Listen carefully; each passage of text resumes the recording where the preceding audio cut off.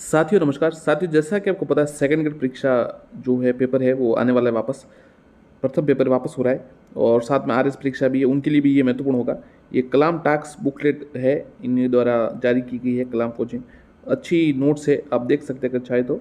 और जल्दी से ये सिलेबस आपका कवर भी करवा देगा। चलिए शुरू करते हैं। देखिए, भारत शासन अधिनियम 1919 के मेन पॉइंट्स देख लेते हैं। अगस्त घोषणा 20 अगस्त 1917 के पश्चात मॉन्टेस्क्यू के साथ उच्च स्तरीय दल तत्कालीन भारतीय राजनीतिक परिस्थितियों की स्थिति का अध्ययन करने भारत आया। इस दल के अध्ययन के आधार पर जुलाई 1918 में मॉन्टेस्क्यू चेम्सफोर्ड रिपोर्ट प्रकाशित हुई और ये रिपोर्ट 1919 भारत शासन अधिनियम का आधार बनी। तो एक तो ये अगस्त घोषणा का ध्यान रखिएगा, 20 अगस्त 1917। फिर आगे देखिए, इस अधिनियम के पारित होने के समय भारत के सचिव मॉन्टेग्यू थे। ये ध्यान रखिएगा, जो ये भारत शासन अधिनियम 1919 हुआ उस समय भारत के सचिव मॉन्टेग्यू थे, तब वाइसराय चेम्सफोर्ड थे। अतः इसे मॉन्टेस्क्यू चेम्सफोर्ड सुधार कहा जाता, 1919 के नाम से जाना जाता है। ये आप थोड़ा ध्यान रखिए।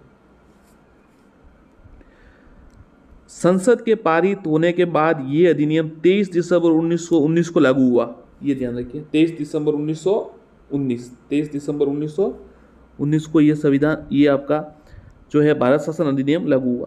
इस दौरान ब्रिटेन के प्रधानमंत्री, ये सवाल थोड़ा इंपॉर्टेंट है, देखिए। इस दौरान ब्रिटेन के प्रधानमंत्री David Lloyd George liberal party से थे और तथा ब्रिटिश सम्राट जॉर्ज पंचम थे। ये थोड़ा इंपॉर्टेंट है, आ सकता है, थोड़ा ध्यान रखिएगा कि भारत शासन अधिनियम जब लागू हुआ तब ब्रिटेन के प्रधानमंत्री कौन थे? डेविड लॉयड थे जॉर्ज, डेविड लॉयड जॉर्ज, याद रखिएगा। डेविड लॉयड जो लिबरल पार्टी से थे और ब्रिटिश सम्राट थे सम्राट जॉर्ज पंचम। अगला देखते हैं। अब देखिए, अधिनियम लाने हेतु उत्तरदायी कारक, किसके कारण इसको लाना पड़ा? 1909 के अधिनियम की असफलता, कांग्रेस व मुस्लिम लीग के लखनऊ समझौता जो 1916 में हुआ तहत आपसी मतभेद बुलाकर ब्रिटिश सरकार के समक्ष सुधारों की योजना रखी। 1909 में शुरू की गई सांप्रदायिक चुनाव व्यवस्था इसका कारण था। प्रथम विश्व युद्ध में शामिल होने के लिए भारत से किया गया वादा, होम रूल लीग आंदोलन आदि के माध्यम से स्वशासन की मांग, समाचार साहित्य आदि के माध्यम से आमजन में जागृत, इसके कारण इसको लाना पड़ा। अब देखिए इसकी प्रस्तावना देखिए।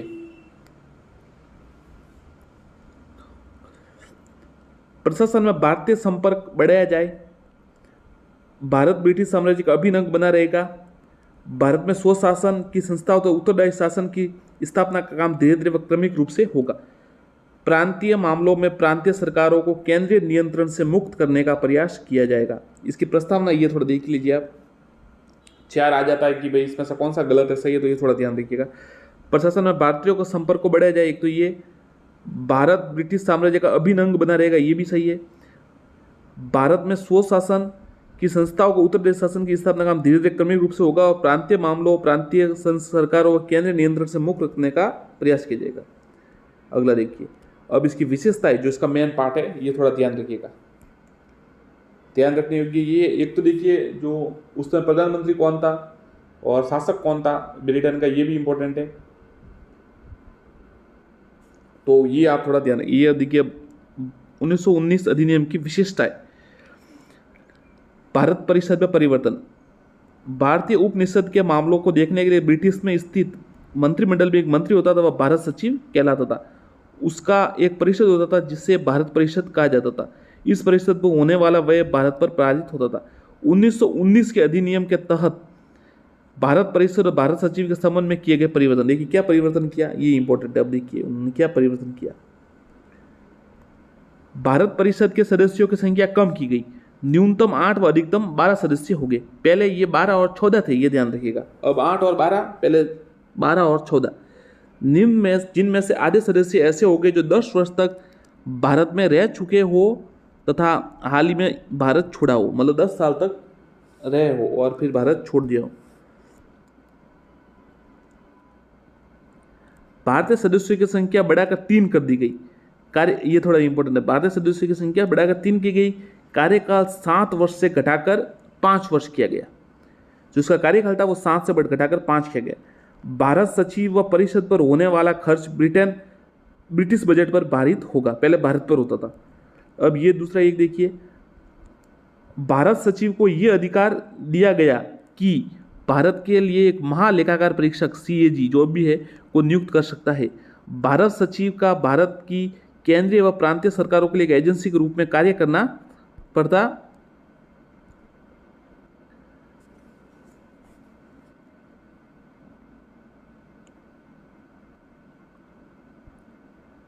इस कार्य के लिए भारतीय उच्चायुक्त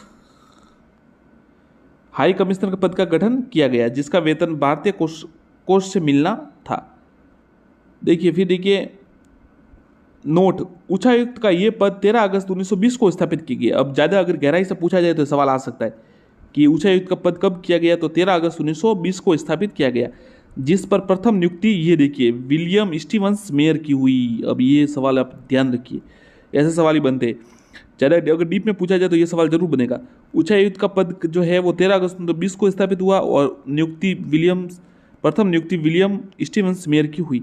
गवर्नर जनरल व कार्यकारिणी परिषद, अब देखिए गवर्नर जनरल व कार्यकारिणी परिषद 1919 के अधिनियम में गवर्नर जनरल व उसकी कार्यकारिणी परिषद की शक्ति में कोई परिवर्तन नहीं आया। ये ध्यान रखिए, कोई परिवर्तन नहीं आया। अब केंद्रीय विधानमंडल 1919 के अधिनियम में पहली बार द्विसदनीय केंद्रीय विधायिका की स्थापना की गई। केंद्रीय विधानसभा, देखिए केंद्रीय विधायिका में क्या क्या है, केंद्रीय विधायिका फिर उच्च सदन, निम्न सदन, काउंसिल ऑफ स्टेट राज्य परिषद और लेजिस्लेटिव असेंबली विधानसभा। सदस्य संख्या देखिए काउंसिल ऑफ स्टेट राज्य परिषद की सदस्य संख्या 60 थी, उसमें मनोनीत 27 थे और निर्वाचित थे 33। मनोनीत 27 और निर्वाचित 33। और जो लेजिस्लेटिव असेंबली मतलब विधानसभा थी उसमें सदस्य थे 145, मनोनीत 41 और निर्वाचित 104। और इसमें से सामान्य 52, सांप्रदायिक चुनाव क्षेत्र 32 और विशेष चुनाव क्षेत्र 20। और सामान्य सांप्रदायिक में भी 30 मुस्लिम और 2 सिख। केंद्रीय विधानसभा का कार्यकाल 3 वर्ष तथा राज्य परिषद का कार्यकाल 5 वर्ष निर्धारित किया गया। वायसराय को केंद्रीय विधायिका के किसी भी सदन को सामान्य कार्यकाल समाप्ति से पूर्व ही भंग करने का अधिकार दिया गया था। अब थोड़ा इंपॉर्टेंट है वही इसमें देखते हैं। 1909 के मार्लियामेंटो सुधार में मुसलमानों के लिए पृथक सांप्रदायिक 1909 ध्यान रखिएगा, मुसलमानों के लिए पृथक सांप्रदायिक चुनाव प्रणाली लागू की गई थी। 1919 के अधिनियम में इस प्रणाली का विस्तार करते हुए सिखों व आंग्ल भारतीयों के लिए भी अलग से किया गया। तो देखिए 1909 में तो किया गया था मतलब मुसलमानों के लिए मार्लियामेंटो सुधार में, और फिर इसमें थोड़ा और आगे बढ़ाया, मुसलमानों के साथ साथ सिख और आंग्ल भारतीयों के लिए भी सांप्रदायिक चुनाव प्रणाली शुरू की गई। ये थोड़ा ध्यान रखिएगा। अगर आ जाए कि सिखों के लिए कब अलग से चुनाव प्रणाली शुरू की गई, तो ये 1919 में। 1919 के अधिनियम के तहत पहली बार 1920 में निर्वाचन हुए तथा 9 फरवरी 1921 को पहली केंद्रीय विधानसभा गठित की गई। इस अधिनियम के तहत 1920, 1923, 1926, 1930 और 1934, 35 में निर्वाचन हुए, अतः कुल 6 केंद्रीय विधानसभाओं का गठन हुआ। राज्य परिषद, ये देखिए थोड़ा सवाल, राज्य परिषद के प्रथम अध्यक्ष अलेक्जेंडर मूडीमैन बने थे। विधानसभा के प्रथम स्पीकर फ्रेडरिक व्हाइट तथा डिप्टी स्पीकर सच्चिदानंद सिन्हा थे। ये नरेश मंडल, ये सवाल कई बार आता है, ये ध्यान रखिएगा। भारत के 2 भाग थे, एक जिस पर अंग्रेजों का प्रत्यक्ष नियंत्रण, दूसरा रियासत भाग था जिस पर नरेशों का शासक, नरेश मतलब राजा।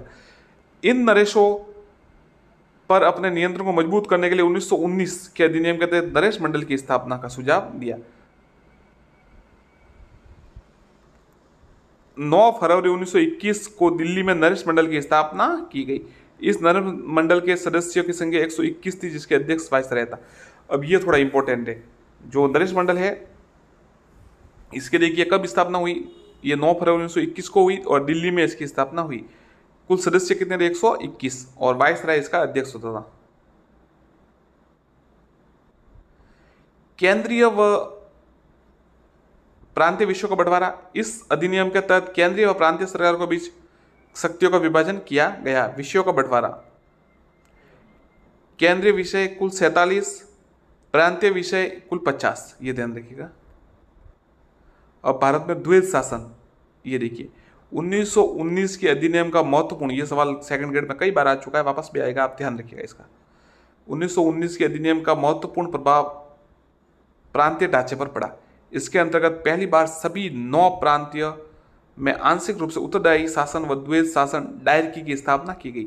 इसके अंतर्गत प्रांतीय सूची के 50 विषयों को 2 भागों में बांटा गया। इसमें संरक्षित विषय और हस्तांतरित विषय, संरक्षित विषय 22 और हस्तांतरित विषय 28। जो संरक्षित विषय थे, इनका अर्थ था इन विषयों पर प्रशासनिक नियंत्रण गवर्नर व उसकी कार्यकारिणी परिषद था, जो सचिव की परामर्श पर ब्रिटिश सम्राट द्वारा नियुक्ति की जाती थी। और हस्तांतरित विषय ट्रांसफर्ड मतलब इस विषयों पर नियंत्रण लोकप्रिय मंत्रियों जिन्हें भारतीय शामिल थे को सौंपा गया था। जैसे इनमें कौन थे? शिक्षा, स्वास्थ्य, चिकित्सा, कृषि, स्वशासन आदि। प्रांतों में द्वैध शासन को डायरकी भी कहा जाता है, जो एक ग्रीक शब्द है, इसका ध्यान रखिएगा, ग्रीक शब्द से बना है।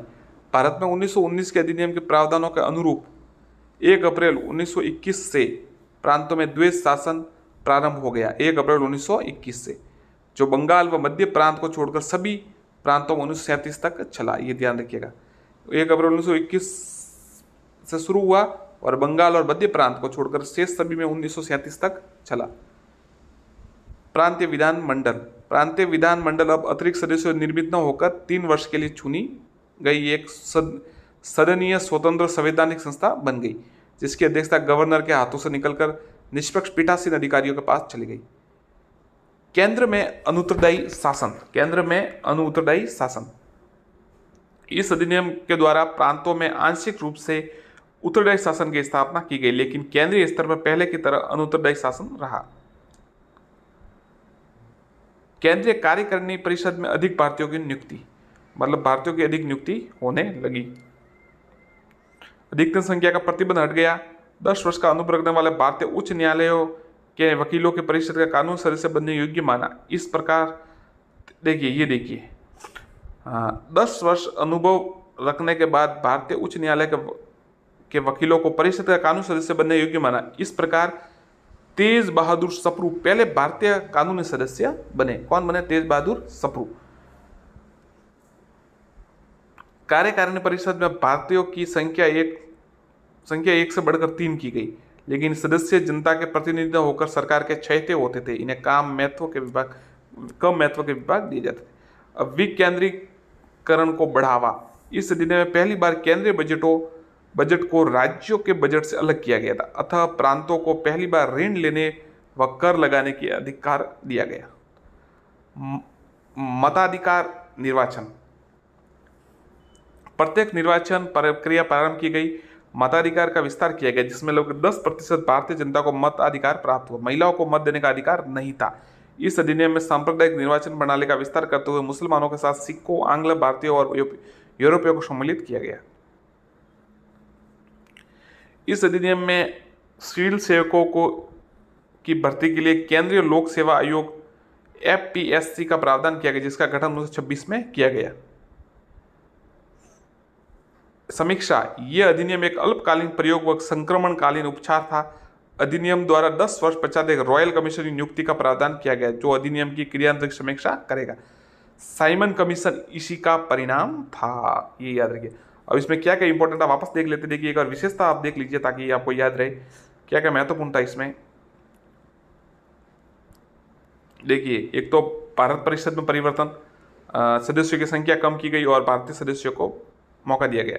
एक था केंद्रीय विधानमंडल, गवर्नर जनरल कार्यकारिणी परिषद, एक नरेश मंडल की स्थापना, केंद्रीय व प्रांतीय विषयों का बंटवारा, प्रांतों में द्वैध शासन, प्रांतीय विधानमंडल और केंद्र में अनुत्तरदायी शासन, केंद्रीय कार्यकारिणी परिषद में अधिक भारतीयों की नियुक्ति, विकेंद्रीकरण को बढ़ावा और मताधिकार का निर्वाचन। और फिर ये देखिए 1919 के अधिनियम के संबंध में विभिन्न विचारों के मत, ये जरूर आता सवाल कि किसने क्या कहा था, किसने क्या कहा था। देखिए, बाल गंगाधर तिलक, बिना सूरज का सवेरा जो एकदम अस्वीकार्य है। अब ये देखिए बहुत ही इंपॉर्टेंट है। अब ऐसा सवाल आ जाए कि भाई 1919 के अधिनियम के बारे में ये किस महापुरुष ने कहा या किस विचारक ने कहा, बिना सूरज का सवेरा जो एकदम अस्वीकार्य, बाल गंगाधर तिलक। एनी बिशेंट ने क्या कहा, न तो इंग्लैंड को ये शोभा देता है कि ऐसे सुधार प्रस्तुत किए जाए और नई भारत के सम्मान के अनुकूल है कि वह इन्हें स्वीकार करे। एनी बेसेंट ने एस एनसी केलकर, ये भारतीय नेताओं को उनके ही रस में डुबो देने का एक दुष्ट प्रयास था। क्या डायलॉग मारा है, देखिए नहीं, अच्छा का नहीं, काफी अच्छा। इससे विचार मतलब बहुत गजब के विचार है, आप देख सकते हैं। काफी अच्छा डायलॉग है ये, मतलब अच्छा एक सोचा समझा कि ये भारतीय नेताओं को उनके ही रस में डुबो देने का दुष्ट प्रयास है। मतलब आप समझ सकते हैं कि इंग्लिश जो सरकार थी उस समय, ब्रिटिश, वो किस प्रकार से मतलब प्लानिंग करते थे। डॉक्टर सुब्रमण्यम अय्यर ने भारतीयों को यह सलाह दी कि उन्हें अफीम दी जा रही है, वे इन्हें स्पर्श न करें। क्या देखिए, ये भी कितना सही कहा, मतलब बिल्कुल साफ पता चलता है कि इतना कोई इसमें दम नहीं था। और भारत को जिस तरह से मतलब आप कह सकते हैं आश्वासन था एक प्रकार से, कोई इसमें दम नहीं था इतना। जो सुधार था ये 1919 का। नोट सूर्यनाथ बनर्जी के नेतृत्व वाले नेशनल लिबरेशन फेडरेशन ने 1919 के सुधारों का स्वागत किया था। कांग्रेस के अमृतसर अधिनियम में इन सुधारों को अपर्याप्त, असंतोष और निरसन। अब देखिए, बाल गंगाधर ने कहा बिना सूरज का सवेरा स्वीकार नहीं। एनिस्मिथ ने कहा न तो इंग्लैंड को शोभा देता है और न भारत को सम्मान का अनुकूल है। एनसी केलकर ने कहा यह भारतीय नेताओं को उनकी रस में डुबो देने का एक दुष्ट प्रयास था। डॉक्टर सुब्रमण्यम अय्यर ने कहा भारतीयों का यह सलाह दी कि उन्हें जो अफीम दी जा रही है वह इसे स्पर्श ना करे। ये चार आप रट लीजिए, कोई भी प्रश्न बन सकता है। फिर डॉक्टर ये देखिए, सबसे इंपॉर्टेंट इसमें एक अलग और थोड़ा है, हर चीज में पक्ष विपक्ष होता है, इसमें भी विपक्ष है, पक्ष है, विपक्ष भी है। सुरेंद्र नाथ बनर्जी के नेतृत्व वाले नेशनल लिबरल फेडरेशन, ध्यान रखिएगा, 1919 के सुधारों का स्वागत किया।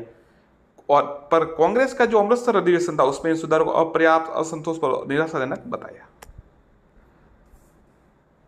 आगे देखते हैं आरपीएससी का।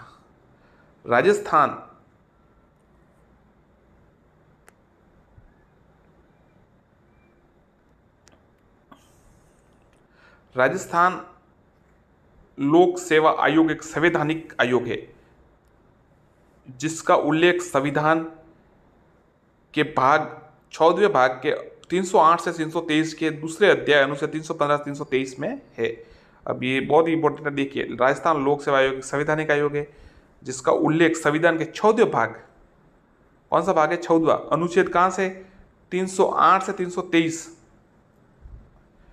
फिर देखिए कि दूसरे अध्याय 315 से 323 में है।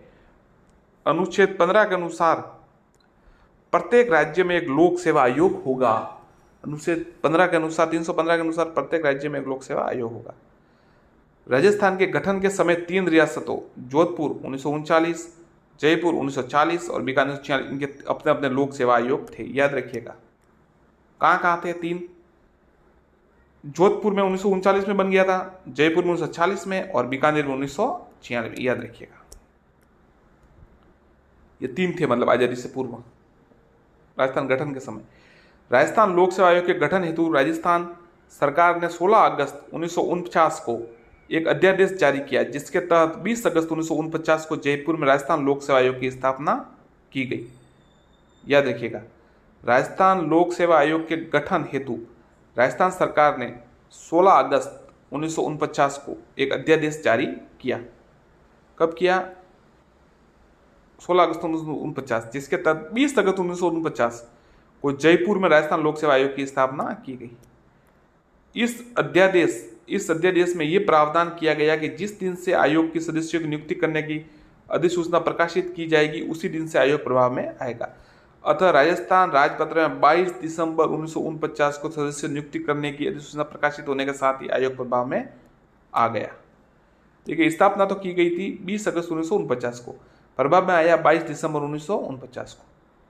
राज्य पुनर्गठन आयोग 1957 में सत्यनारायण राव समिति की सिफारिश के आधार पर इसे अजमेर स्थानांतरित किया गया। आयोग का सचिव भारतीय प्रशासनिक सेवा का अधिकारी होता है। सचिव द्वारा समस्त प्रशासनिक व वित्तीय कार्य निष्पादन किया जाता है। संविधान में आयोग के सदस्यों की संख्या का उल्लेख नहीं किया गया और न ही सदस्यों की योग्यता का उल्लेख किया गया। यह राज्यपाल की स्वविवेकीय शक्ति है। देखिए, संविधान में आयोग के सदस्यों की संख्या का उल्लेख नहीं है और न ही सदस्यों की योग्यता का उल्लेख है। यह राज्यपाल की स्वविवेकीय शक्ति है।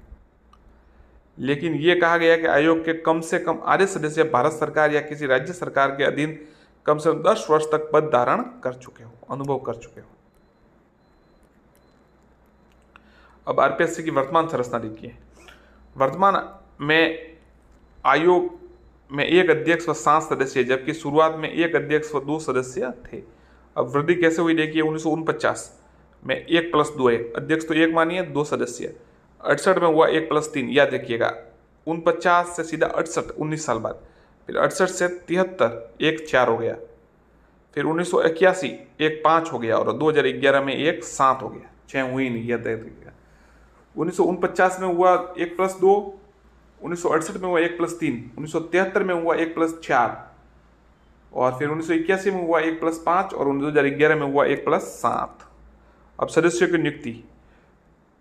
सदस्यों की नियुक्ति अनुच्छेद 316, आयोग के सदस्यों तथा सदस्यों की नियुक्ति राज्यपाल द्वारा की जाती है तथा राज्यपाल आयोग के सदस्यों की को कार्यवाहक अध्यक्ष की नियुक्ति कर सकता है। देखो 300 सदस्यों की नियुक्ति किसके अनुच्छेद के अनुसार होती है? 316, पक्का रख लीजिए। आरपीएससी के सदस्य मतलब लोक सेवा आयोग के जो सदस्य है, इनकी राज्य लोक सेवा आयोग, इनके सदस्यों की नियुक्ति 316। आयोग के अध्यक्ष तथा सदस्यों की नियुक्ति राज्यपाल द्वारा की जाती है तथा राज्यपाल आयोग के किसी सदस्य को कार्यवाहक अध्यक्ष नियुक्त कर सकता है अगर नहीं हो तो। अब कार्यकाल भी 316 में ही है। आयोग के अध्यक्ष तथा सदस्य के पद ग्रहण तिथि से 6 वर्ष की अवधि या 62 वर्ष की आयु में जो भी पहले हो तब तक पद धारण करता है। अध्यक्ष तथा सदस्य राज्यपाल को संबंधित त्याग पत्र अपना पद छोड़ सकते हैं, याद रखिएगा। बढ़िया है, बढ़िया, अच्छा प्रश्न बनेगा। 6 वर्ष की अवधि और 62 वर्ष की आयु जो पहले हो तब तक पद धारण करता है, पक्का रख लीजिए इसको। 662 याद कीजिएगा, 662 ऐसा याद करना आप, 662 याद हो जाएगा। जो पहले अगर 6 वर्ष हो तो पहले हटना, या 62 वर्ष हो तो बात जो भी हो। अध्यक्षता सदस्य राज्यपाल को संबोधित कर त्याग पत्र अपना पद छोड़ सकते। अध्यक्ष को हटाना। आरपीएससी के अध्यक्ष सदस्यों को केवल कदाचार के आधार पर राष्ट्रपति के ऐसे आदेश से उनके अवधि किसको? आरपीएससी के अध्यक्ष और सदस्य। तो आपको समझ में आ गया होगा क्या मामला मैं बात कर रहा हूं। केवल कदाचार के आधार पर राष्ट्रपति के ऐसे आदेश को उसके पद से हटाया जा सकता है जो सर्वोच्च न्यायालय द्वारा की गई जांच के उपरांत प्रतिवेदन पर आधारित हो। आरपीएससी के अध्यक्ष सदस्यों को नियुक्ति राज्यपाल करता है, लेकिन उन्हें हटा नहीं सकता। ये थोड़ा ध्यान रखिएगा आप, सवाल आ सकता है। मामला थोड़ा आपको पता है, अभी भी इस बारे में चर्चा भी काफ़ी है। अध्यक्षता सदस्य वो दे नहीं दे अलग बात है, परीक्षा में आरपीएससी परीक्षा करवा रही है। अध्यक्ष तथा सदस्यों को पद से हटाने का अधिकार राष्ट्रपति को प्राप्त है। राष्ट्रपति उन्हें उसी आधार पर हटा सकते हैं जिन आधारों पर यूपीएससी के अध्यक्ष सदस्यों को हटा, जिनके आधार।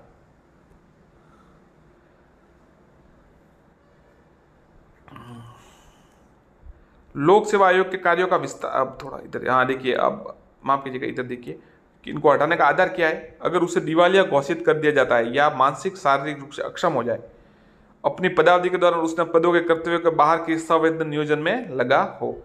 इसके अलावा राष्ट्रपति आरपीएससी के अध्यक्ष और सदस्यों को कदाचार के कारण भी हटा सकता है, लेकिन कदाचार मामले में राष्ट्रपति उच्चतम न्यायालय का सलाह करता है।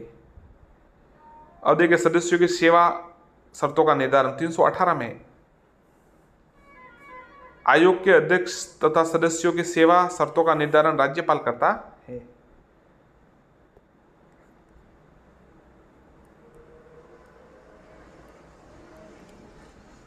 ये 317 में ध्यान रखिएगा।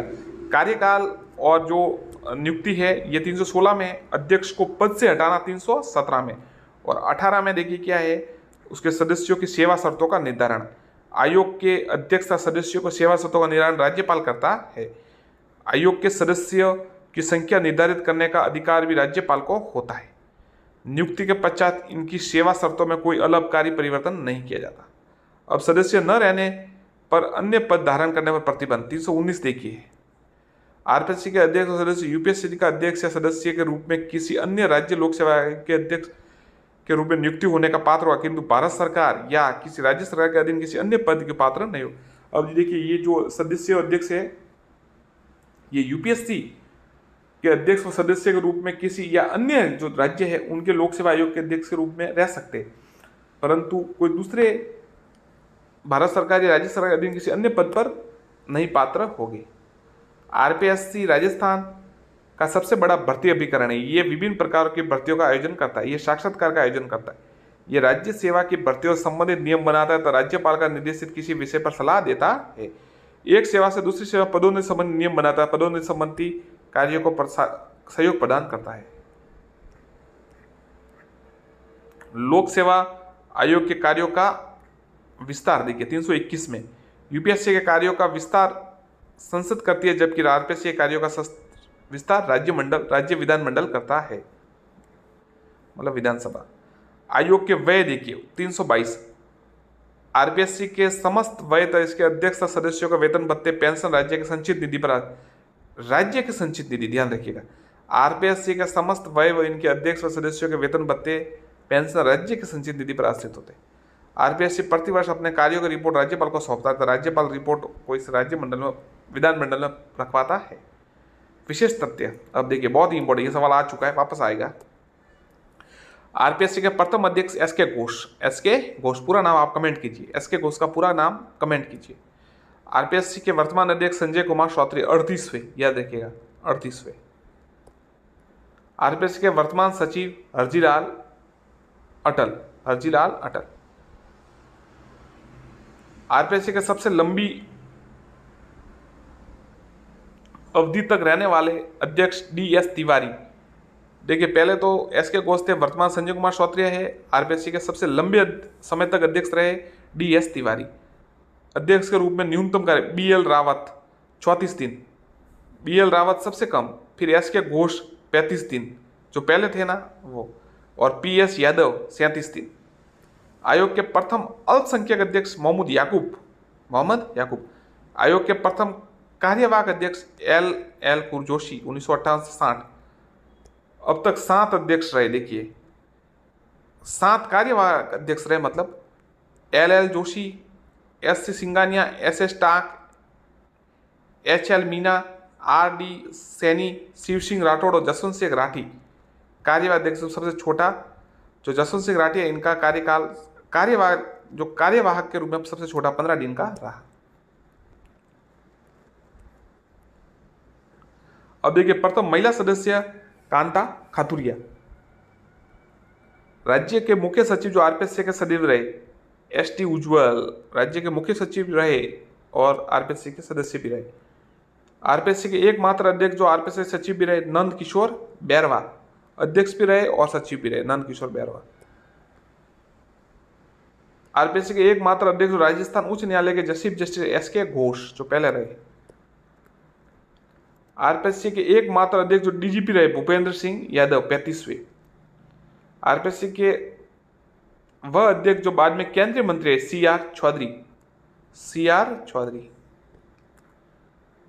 आरपीएससी के सदस्य जो अन्य सेवाओं में रहे, देखिए श्री रघुकुल तिलक वाइस चांसलर राजस्थान के राज्यपाल, श्री दुलेश्वर मीणा भूतपूर्व सांसद, श्री एनएल जैन भूतपूर्व विधानसभा सदस्य, श्रीमती कांता खातुरिया एक्स एमएलए, श्रीमती कमला भील राजस्थान सरकार भूतपूर्व राज्य मंत्री, श्री ओपी गुप्ता भूतपूर्व मुख्य सचेतक राजस्थान के विधानसभा। आरपीएससी अध्यक्ष व सदस्य के रूप में महिलाएं बनी, अब तक एक भी महिला अध्यक्ष नहीं बनी, और सदस्य 7 महिलाएं जो है वो सदस्य रहे। अब इसमें से आ सकता है कि भाई कौन सी महिला जो नहीं रही। श्रीमती कांता खातुरिया, देखिए कौन कौन रहे, कांता खातुरिया, श्रीमती कमला भील, श्रीमती प्रकाशवती शर्मा और श्रीमती दिव्या सिंह। पद से इस्तीफा कांता खातुरिया ने दिया, इन्होंने ये यूपीएससी के सदस्य बनी। शिवपाल सिंह नांगल ने दिया, श्रीमती दिव्या सिंह ने दिया। श्याम सुंदर शर्मा सदस्य पद से इस्तीफा देकर अध्यक्ष बने, ये थोड़ा अच्छा है। श्याम सुंदर शर्मा जी ये श्री देखिए इन्होंने सदस्य पद से इस्तीफा देकर अध्यक्ष बने। कांता खातुरिया जी यूपीएससी की सदस्य बनी, शिवपाल जी नांगल इन्होंने दिया और श्रीमती दिव्या सिंह ने भी दिया इस्तीफा। आरपीएससी के सदस्य जो बाद में यूपीएससी के सदस्य बने, आ सकता है बिल्कुल। कांता खातुरिया राजस्थान महिला आयोग के अध्यक्ष भी रही और प्रकाशवती शर्मा।